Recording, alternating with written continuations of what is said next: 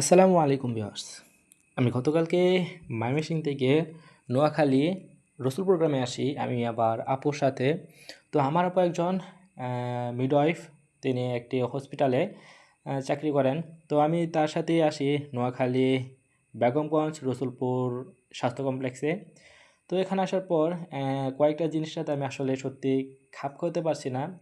আহ, এক নম্বর হলো সেটা হচ্ছে গিয়ে পানি। মানে আমি ময়মনসিংহের পানি খেয়ে যতটা তৃপ্তি পেলাম, তো রসুলপুরের গ্রামের নোয়াখালীর রসুলপুরের গ্রামের পানিটা খেয়ে আসলে সত্যি তৃপ্তি পেলাম না। এই পানিটা কেমন জানি একটু নোনতা নোনতা।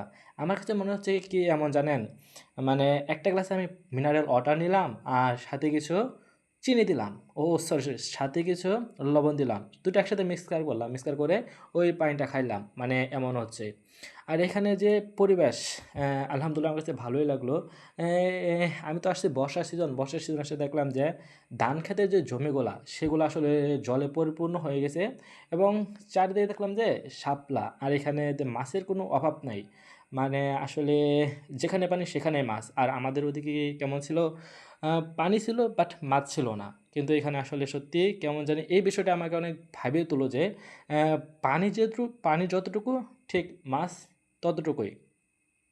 তো আমি আসার পর আমার আপু তো আসলে চাকরি করে, তো তার কাজে একটু হেল্প করতেছি, মানে একটু রান্না বান্না করতেছি। তো আমি আসলে মোটামুটি রান্না পারি, আসলে প্রফেশনালি পারি না।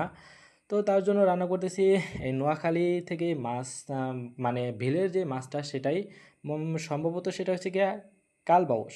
ও, আপনাদের এখানে কী বসে জানেন, কিন্তু আমাদের দিকে সেটা কালবাউস বলে। তো তার জন্য আমি মাছ রান্না করতেছি। ভাত তৈরি করা হয়েছে আগেই। তো আসলে ভিডিওটা হচ্ছে গিয়ে মূলত আমি যখন নোয়াখালী আসি তখন আসলে আসলে অনেকটা জিনিস